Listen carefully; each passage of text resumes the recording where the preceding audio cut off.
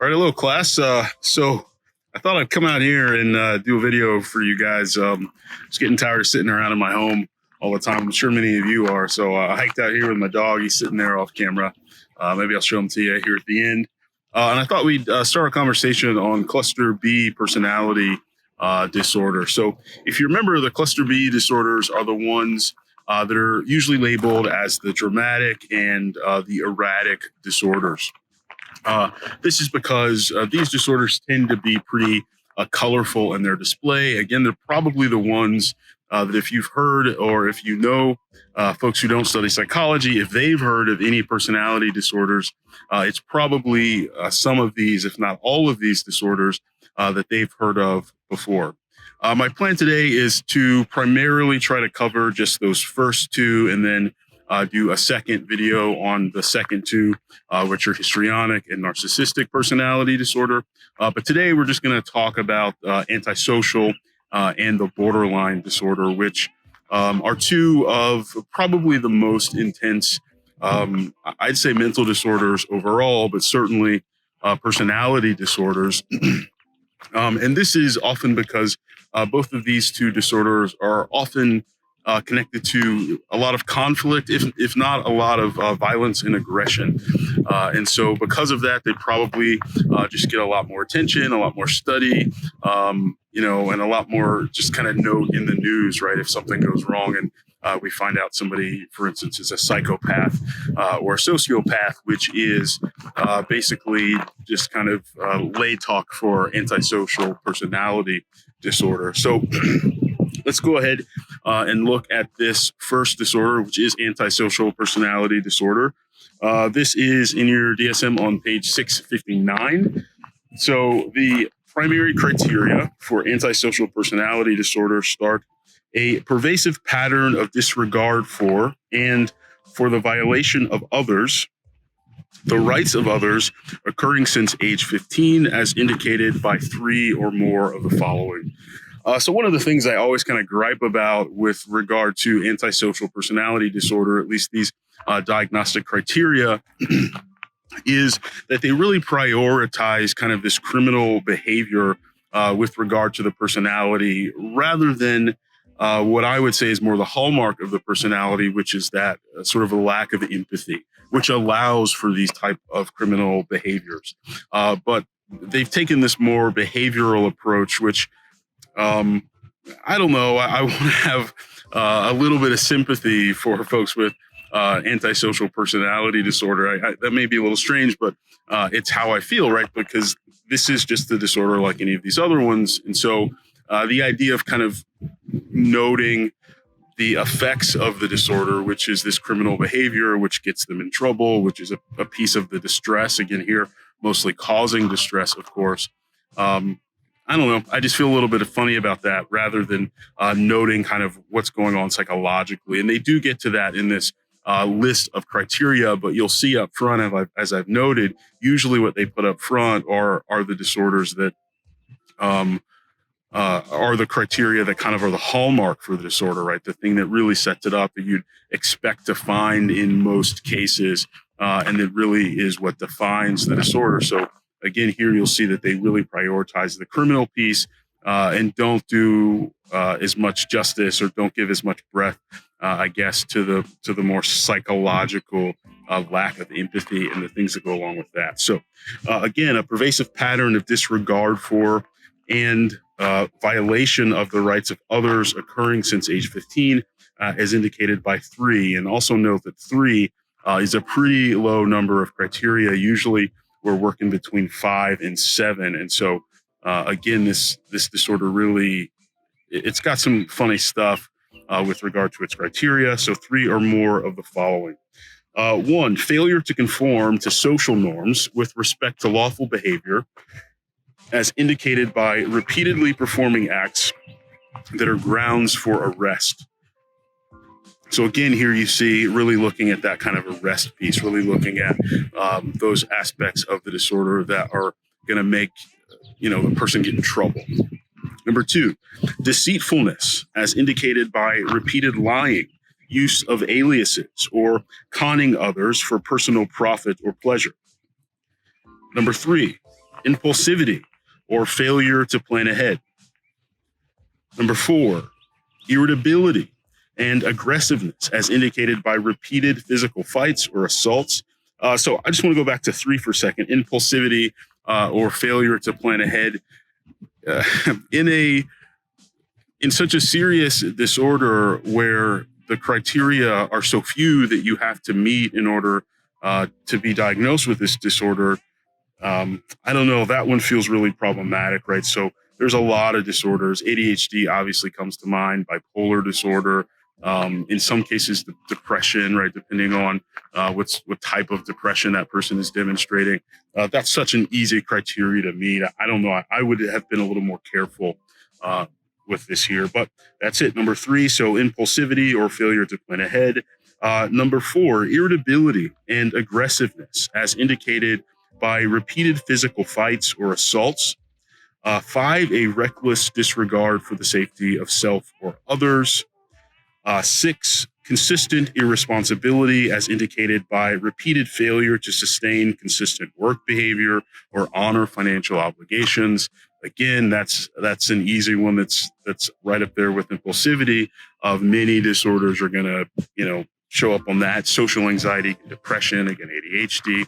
Right, so a little fast and loose here for my liking. And then 7, finally, the last one, a lack of remorse, as indicated by being indifferent to or rationalizing having hurt, mistreated, or stolen from another. And even in that disorder, it's really sort of an accusatory, right? There's this kind of accusation in there that isn't just descriptive in terms of a person who doesn't experience empathy or who has a lack of remorse. There's this attachment to having hurt others, right? I don't know. And so one of the reasons this is the case, I guess I do know, one of the reasons that this is the case is because unlike some of the other personality disorders, which are really, again, put together for the therapist to think about how certain characters were going to interplay with the therapeutic process, what happened with antisocial personality disorder is someone wanted to figure out what type of personality could end up in prison. What type of personality could commit heinous acts, right? So not just talking necessarily about theft or of these type of things, but they're looking at murders, mass murders, folks, fairly who do tend to be antisocial or psychopathic any way that you would slice that. But this disorder was really primarily focused on the criminal aspect of folks, such that the way that they normed this was that they actually went to prisons and they said, hey, can we do some psychological tests on these prisoners? First of all, if you know anything about research or the IRB, these days that's really, really tough to do. But so they go to these prisons and they say, hey, can we test some of the folks that you have locked up in here? And so what they do is they kind of collect the most concentrated version of what personalities tend to, what attitudes, what aspects of the person tend to show up in prison. And so you get a list like this that's just saying, hey, people that commit a lot of crimes, people that don't have remorse for their crimes, people that lie a lot, people that are impulsive, right? And so what I think is happening here is, one, what you have is just a segment of society who is doing criminal behavior because, well, yeah, you went to a prison to norm it. And then 2, you're getting this sort of hodgepodge of probably other psychological disorders that would maybe cause people to go to prison, right? So again, that impulsivity and then, failing to follow through, right? These are things that might just land a person in prison due to some type of anxiety, due to some type of ADHD, due to some type of learning disorder or intellectual disability, right? All of those things could kind of look like that. And so what ends up falling out is a bunch of criminal behavior and some very general descriptors of mental disorders that end up, being what we use, just because statistically that's what's showing up the most, being what we use to define what an antisocial personality is. Now, that isn't to say I don't believe that there isn't such thing as an antisocial personality disorder. I just think that the criteria that the DSM is using here are a little too on the nose. if you will, and thereby a little bit off the nose. So what I think, is really more descriptive of somebody who's got an antisocial personality is this key lack of empathy. One of the things that actually really defines us as humans is our empathy. We have a lot of sort of skills and talents as humans, but one of the things that goes a little bit unnoticed, it's so much a part of who we are, it's so syntonic to humanity, is our empathy. And in particular, our ability to look at someone else and to get a sense of how they're feeling. And then not only that, but have that feeling in many ways be reflected back in us, right? And so if you see somebody and they're really happy and they smile at you, even if you're kind of having an average day, maybe even having a bad day, right? There's a moment of kind of levity, right? There's that kind of moment of that emotion getting communicated back to you, and that's empathy.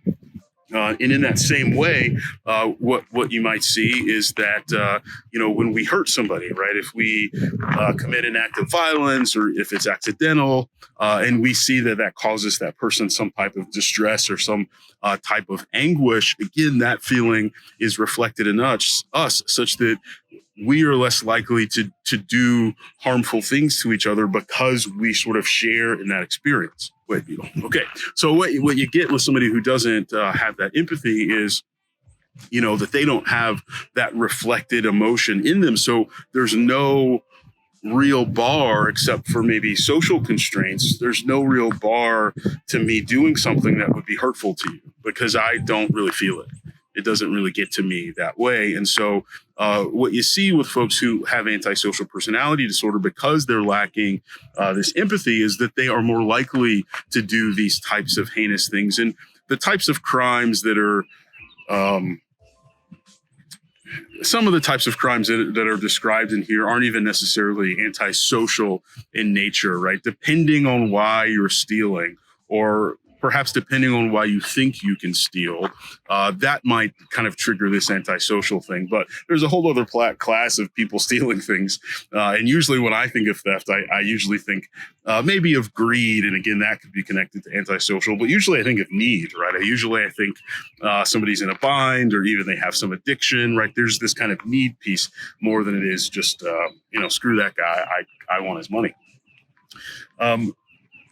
I sort of lost my train of thought there, but in any case, so, some of these kind of criminal behaviors really are sort of antisocial in nature, and others of them really just feel more like, people do crimes for all sorts of reasons.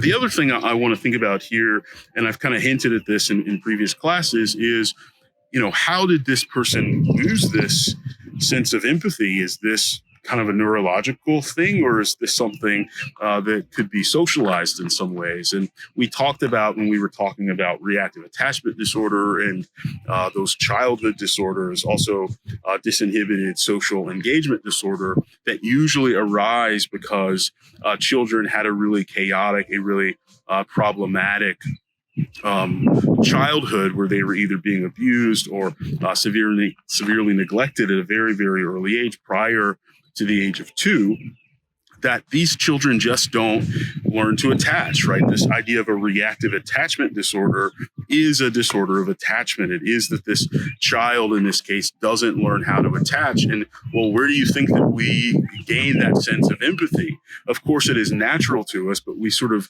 practice it. We understand what it is and what it means and how to utilize it. And we make it stronger within ourselves by having these loving connections, these attachments, especially at a very early age. And so children who don't get this type of training grow up without having an empathic muscle to flex.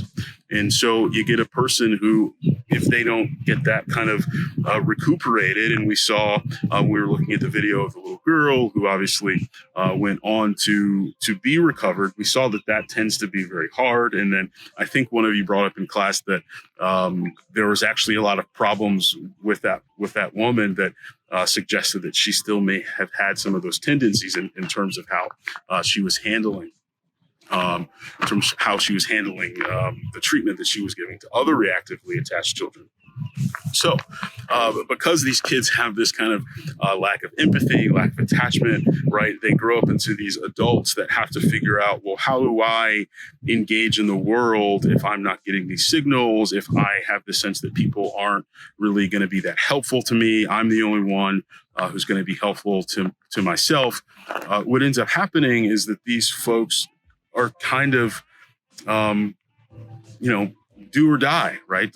My way or the highway, or I don't mind breaking a few eggs to make an omelet, right? They don't have the sense of pain that would cause them to necessarily go out of their way to not hurt other people. And because they don't think other people are going to be helpful to them, often folks with antisocial personality disorder tend to really be trying to do for themselves in such a way that just anybody who's in their way gets hurt, right?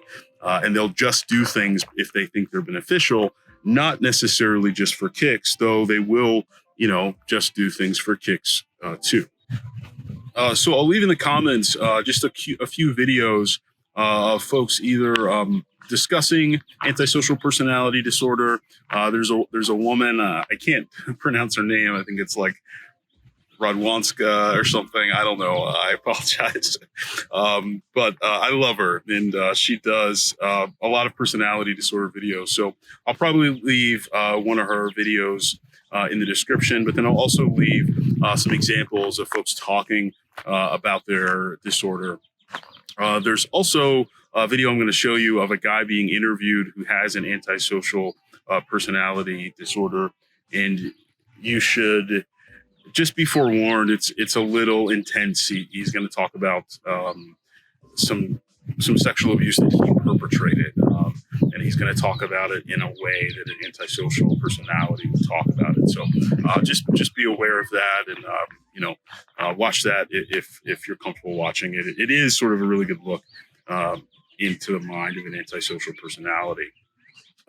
Just as a last little piece on antisocial personalities, there's a message board that I found a couple years ago. I may have showed this to you in class before. I may not have. I've shown it in a few classes, but there's this message board that I found a few years ago, and it's called something like Tips for Sociopaths. And it's this set of kind of guidelines that sociopaths are kind of sharing with one another about how to operate in day-to-day society. I'm laughing because some of the things that you see, the top comment and the top discussed suggestion on that site is remember to yawn. This is fascinating to me because what it suggests, I think, is that yawning is this thing that we do in an empathic way, right? If I yawn, you're likely to yawn because, we say yawning is contagious, but really what it is empathic.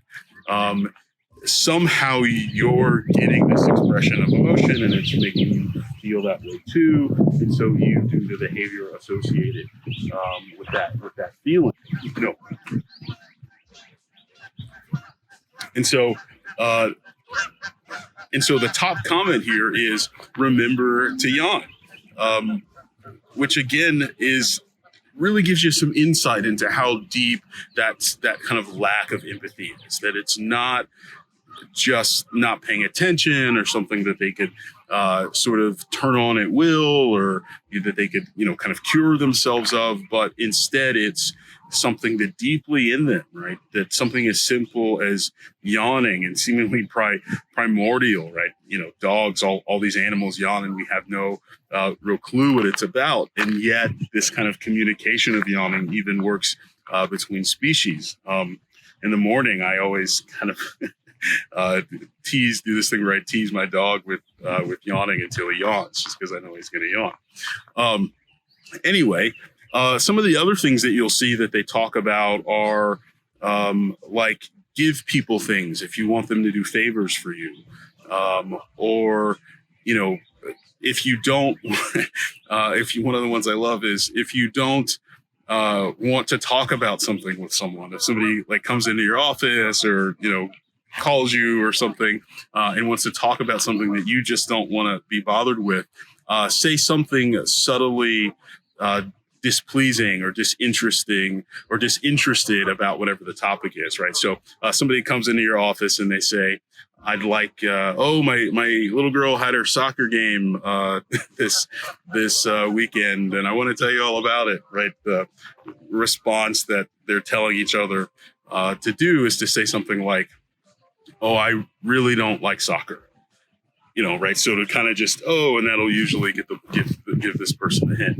What's fascinating to me about these little things is that it seems manipulative, and it is in a way. It seems manipulative, but what's really going on is that they have to teach each other how to do these things that we naturally do, right? We naturally do nice things for people, not because we want them to do us favors, but just because we like them, or maybe they've done us a favor in the past, and because we've done a nice thing for them just because we felt like it, in the future, they are more likely to do a favor for you. And that's not the way we go into it thinking, but somebody with antisocial who wouldn't have done that naturally has to kind of plot it out for themselves, right? They have to plot out how to get out of conversations without being overly aggressive, how to get people in the office to be helpful to them.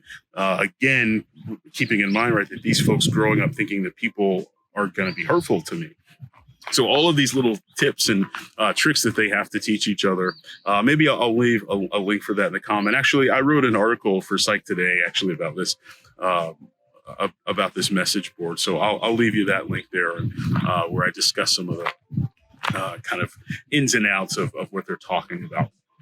All right, so that's going to be it, at least for my part. I do really, really encourage you to watch as many of those videos as you can, because again, with these personality disorders, you really have to sort of see it, or at least hear people who have experienced it to get a good sense of what it's like. So I do encourage you to watch those. After that, what we'll do is we'll come back and we'll start talking about borderline personality disorder, which has some interesting similarities, including that reactive attachment, disinhibited social engagement, childhood behavior, and of course, some of this way in which they can be hurtful to others due to the way that they are sort of made up psychologically. Okay, see you in a bit.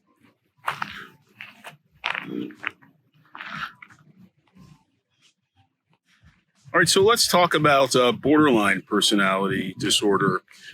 As just an overall descriptor of borderline personality disorder, these are people who have a really, really, really intense fear of abandonment. And you'll see that right up front when I get to the diagnostic criteria.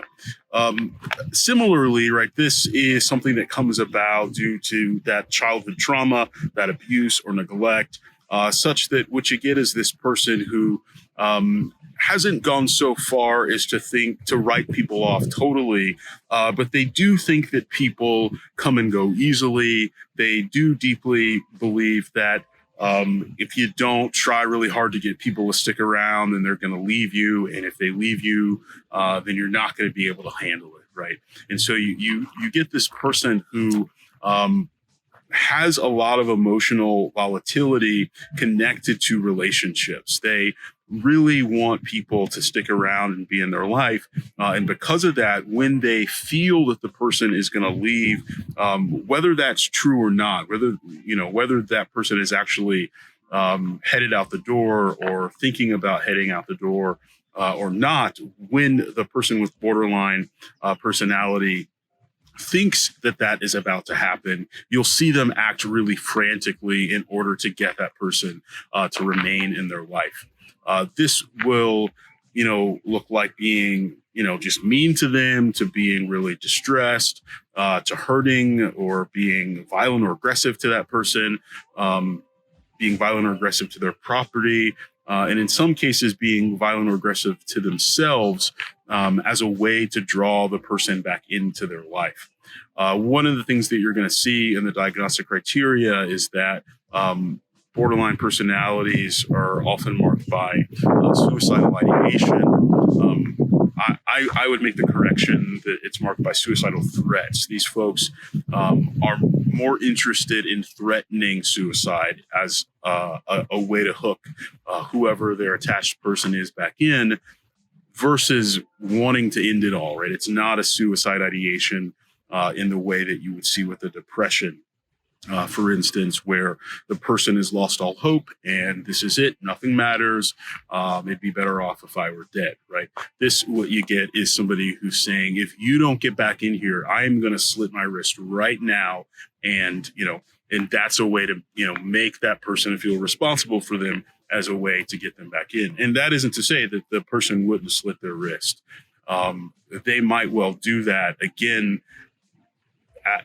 They're going to let the other person know about it, right? So if they say, if you don't get back in here, I'm going to slit my wrist, and the person leaves and they end up slitting their wrist, they're going to call that person, or they're going to video chat them, or they're going to text them a picture of it to let them know, hey, you did this, see what you did to me, as a way to kind of draw that person back into their life, back into that situation at least. So you get this real volatility around the person leaving, but you also sometimes see them hate the other person, right? Like, get out of here. I don't need you anyway, right? So what you'll really get is this kind of back and forth. One of the tags that I often see associated with borderline personality is, I hate you, don't leave me. Right. And so you get this person who can be really mean, and I don't need you, or you're the worst person in the world, but wait, please get back here. I love you so much. I was just kidding about that. Wait, why are you looking over there? Do you hate me? And so you get this like real back and forth with regard to how the person sees the other person in the relationship, right? I hate you in some cases, don't leave me in others. And that kind of frantic back and forth can be really volatile and distressing for both the person experiencing, both the person with borderline and the person who's in a relationship with them. In my own experience, in my own clinical experience, I've mainly worked more with folks who've been in relationships with people with borderline personality disorder.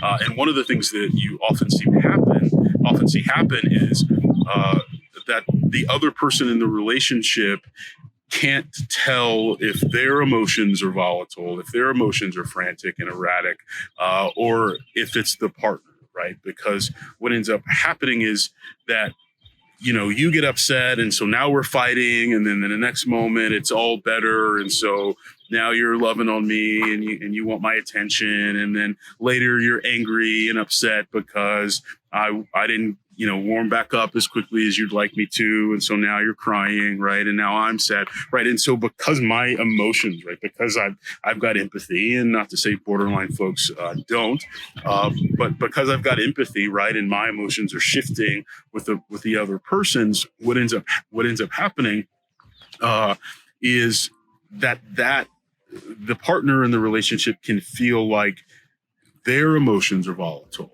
And why am I always bringing all of this chaos into the relationship? A piece of that is due to the fact that somebody with borderline personality often has a really difficult time owning their own experience, their own internal experience. So they have a hard time, even though they express emotions so kind of loudly, they have a hard time knowing how they feel about a thing. They have a hard time telling you what they think or feel in any given moment.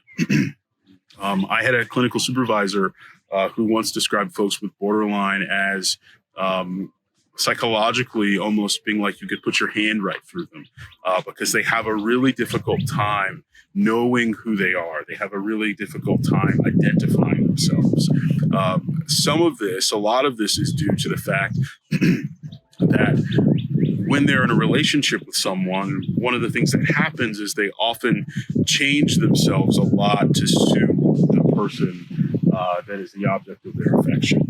Because they don't want that person to leave, they're going to do a lot of things to be the person that partner wants. This might include moving different locations, changing the way you dress, changing your hair, changing the car you drive, changing what school you go to, anything, right? This person's going to do a lot to get in the good graces of that other person.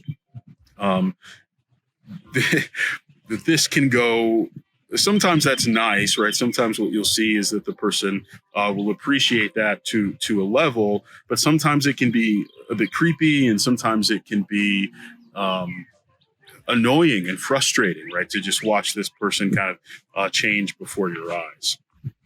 Also, what you'll see is that the person with borderline personality will use the fact that they've done all of this as a way to say, look at all of the stuff I've done for you. How dare you do whatever I'm mad about today?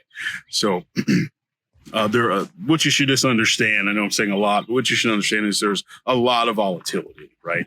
And it's especially around, I love you so much. You'll see here, they'll say it's idealizing and then going to devaluing. I don't need you anyway. You're not important. Why don't you just get out of here? No way, come back. Okay. All right. So this is on page 663 of the DSM. Borderline personality disorder is a pervasive pattern of instability of interpersonal relationships, self-image, and affects, and marked impulsivity, beginning by early adulthood and present in a variety of contexts, as indicated by 5 or more of the following. By the way, back to 5. Interesting.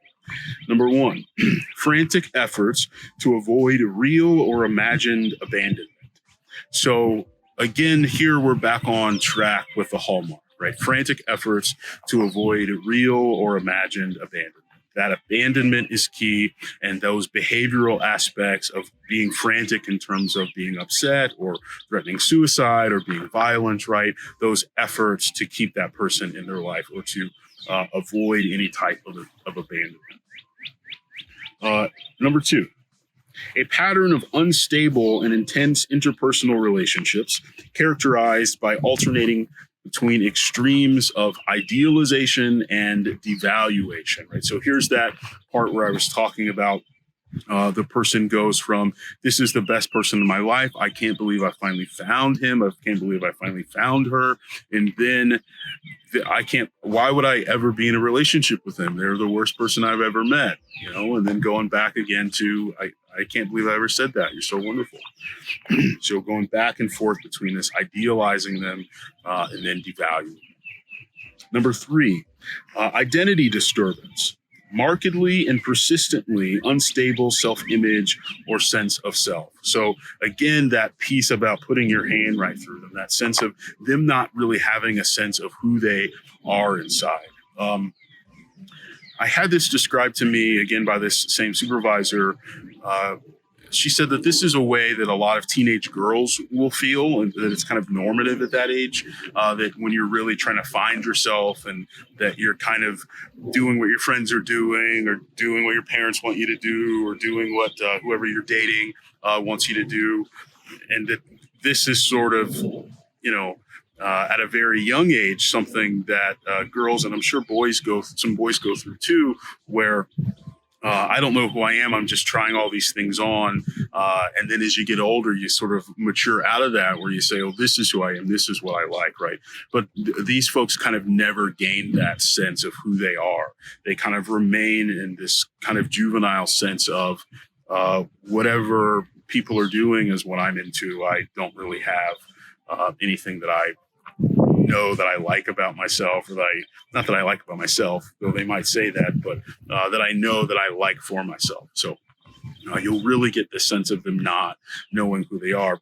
Oddly enough, I have an interesting little example here. So I do personality research. You guys know that. And so one of the things I was trying to connect were certain personality traits with certain personality disorders. And so I went to some of these personality disorder message boards, and that's how I actually found the tips for sociopaths.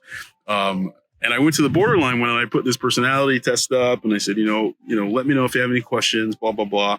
I left it up there for a couple days, and I was getting all these messages from the folks in this borderline community that were saying, I don't know how to take this. I can't take a personality test. I feel differently one day to the next. I don't really know if I do these things, right? And so it's this real sense of them not knowing who they are. And again, it's not that they don't have a definite self. I think other people would be able to describe them well enough.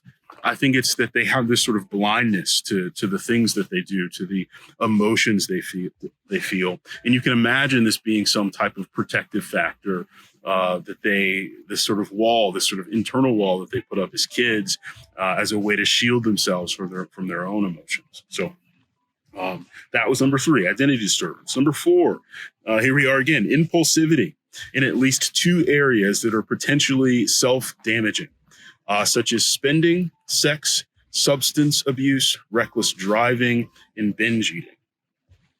Number 5, recurrent suicidal behavior, gestures or threats or self-mutilating behavior. Again, this is common among borderline folks, but it really has a different tone than what it does for somebody who's got a depression usually, or some other type of suicide. So suicidal ideation connected to, I don't even know how to say it, connected to a different type of distress. Mainly, I'm just thinking of depression, I guess. All right, so number 6, affective instability due to a marked reactivity of mood. This just means that their emotions are really wishy-washy, that they're really back and forth, right? Emotional instability, affective instability due to a marked reactivity of mood. Their emotions are really wishy-washy, but they're going to tell you, at least, that my emotions are this way because of what's happening. What, in many cases, you're doing. I'm angry now because you did this. I'm in a good mood now because you did that. I'm upset now because you did this, right? And so because their emotions are so kind of reactive, it will also seem that their emotions are very unstable. But for them, they would be able to tell you, I'm reacting to these things that's happening to me or that I perceive to be happening to me. But for other people looking on, you might just go, why is she so upset now? Why is he so angry? He was fine before. You'll see this kind of back and forth. Number 7, chronic feelings of emptiness. Again, I would connect that back to that sort of identity disturbance. Not only do they have a hard time, again, putting that together in a cognitive way, naming who they are, what they like, and then in an emotional way, kind of knowing how they feel, what's going on for them emotionally. I'd put those 2 things together. Number 8, inappropriate, intense anger or difficulty controlling anger, such as frequent displays of temper, constant anger, or recurrent physical fights. So, usually when that kind of reactivity of mood reaches a boiling point, this is when you're going to see this kind of physical aggression. Is that a wasp? Is when they kind of have somebody push them to a level, that is to say the person's about to leave or they think the person's about to leave. And so then you will sometimes, I guess I should say, see them act out in violence, act out in aggression, whether that is to hurt themselves again, hurt the person, or maybe take it out on some of their possessions, right? Kind of wreck their car or burn their clothes, this type of thing. Lost my page. Okay, lastly, number 9, transient stress-related paranoid ideation or severe dissociative symptoms. This sounds like 2 very different symptoms to me, but what they're saying here is that the paranoid ideation, again, is really attached to the sense of abandonment. It's not going to be paranoid in the way that a paranoid personality is, where everyone you come in contact with is probably plotting against you. This is going to be more of a, you stayed out too late. You were probably cheating on me. I knew you didn't love me anyway. Why don't you get out of here and take your shit with you or whatever. So this is that type of paranoid ideation where they are going to be kind of suspicious more about whether the people in their lives are there for them, if they're really connected, if they're going to stick around, more so than it is that they're plotting against them. Though that could come up in some less close relationships, I imagine, where you might just have that with a friend, right? She's trying to, this is my best friend, but she's trying to take me down, this type of thing. Okay. So some of the stuff I'm going to show you for the borderline personality, I used to have a better set of videos for this, but I still have a pretty good set. And one of the things that I really want to direct you to is the trial of Jodi Arias. And if you don't know, Jodi Arias was a woman who ended up killing her boyfriend. And there's this story, you'll hear a little bit about it in the clips from this trial, but the story is that they were together. She did a lot of things to change who she was. She started, driving a different car. She changed how she looked. She changed who she hung out with, all of this type of stuff. So she really changed to be with this guy. At some point, they decide to break up. He moves to another state, I believe. At least another city. Even though they're broken up, she moves to that city too. They end up what seems like kind of hooking up. Like it doesn't seem like they were getting back together. It seems like they had a rendezvous, if you will. And all we have as evidence, at least that I've seen, is that there are these pictures of the guy who apparently was, getting up to leave the next morning. Maybe they hooked up, so he's getting up to leave the next morning. He's in the shower, and she's got these pictures of him taking a shower. And these don't look like kind of, sexy babe, come in and take pictures of me in the shower pictures. These look like, what are you doing in here? Shower pictures. And so you see these pictures, and then apparently shortly thereafter, she murders him. And it looks like there's a struggle where she attacks him in the shower right after taking the pictures. He tries to get away. It looks like there's, like a fight, and I think she stabs him to death, like in the apartment or whatever. And the police find the body and the evidence, et cetera, et cetera. And so this is the type of I hate you, don't leave me. So some of what I'm going to do here is just, maybe fiction, but what you imagine might have happened is that they hooked up, right? And so they're back together. That's what she wants. He wants to leave the next morning, right? Maybe this is a mistake. I'm sorry that this happened, but I got to go. And she gets frantic, right? She really wants him to stay. Maybe she tries to have a fun moment in the shower and say, ha ha ha, we're taking pictures, right? And then that's still not going to work. He's still got to go. He's not into it. If you see the pictures. And then he tries to leave, and she really, really tries to stop him and ends up murdering him. So what the clip that you're going to see is an expert witness who's a psychologist. And she's going to talk about how she's diagnosed Jodi Arias with borderline personality disorder based on a lot of her behaviors, including some of her journals, including interviews with Jodi herself, and talking with some of her friends and family. So that's a really interesting look. And then I'll also link a video that's by a YouTuber who does kind of a creative take on what it's like for her, from her perspective, to be living with borderline personality disorder. So that's it for these two, Antisocial and Borderline. Take a look at these videos.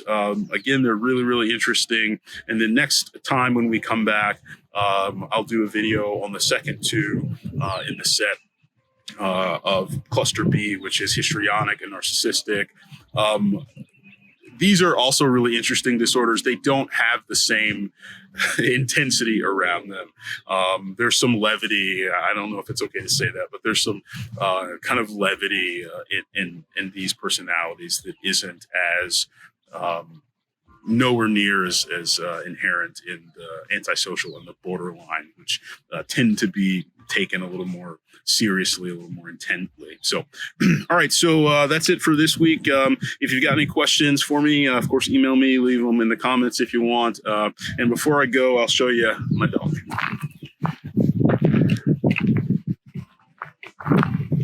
Say hi, Midas. He can't talk.